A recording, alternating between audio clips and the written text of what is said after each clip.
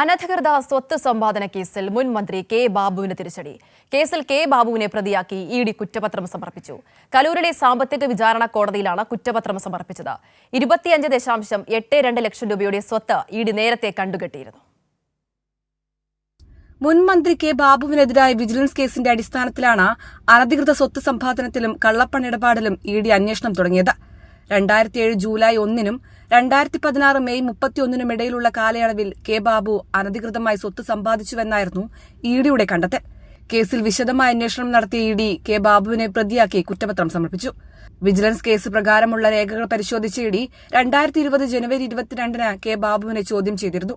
തുടർന്ന് 2024 ജനുവരിയിൽ കെ ബാബുവിന്റെ 25.82 ലക്ഷം രൂപയുടെ സ്വത്തുക്കൾ കണ്ടുകെട്ടി. അഴിമതി നിരോധന നിയമത്തിലെ സെക്ഷൻ 13 പ്രകാരം കെ ബാബു കുറ്റം ചെയ്തതായും കണ്ടെത്തി. 2018 മാർച്ചിൽ മൂവാറ്റുപുഴ വിജിലൻസ് കോടതിയിൽ സമർപ്പിച്ച അന്തിമ റിപ്പോർട്ട് ശരിവെക്കുന്നതായിരുന്നു ഇഡിയുടെ കണ്ടെത്തൽ. UDF സർക്കാരിൽ എക്സൈസ് തുറമുഖ വകുപ്പ് മന്ത്രിയായിരുന്ന കാലത്തുൾപ്പെടെ അനധികൃതമായി സ്വത്ത് സമ്പാദിച്ചുവെന്നാണ് വിജിലൻസിന്റെയും ഇഡിയുടെയും കണ്ടെത്തൽ. ഇഡി അന്വേഷണത്തിനെതിരെ കെ ബാബു നിരവധി തവണ കോടതിയെ സമീപിച്ചെങ്കിലും തിരിച്ചടി നേരിടുകയായിരുന്നു. കൈരളി ന്യൂസ്, കൊച്ചി.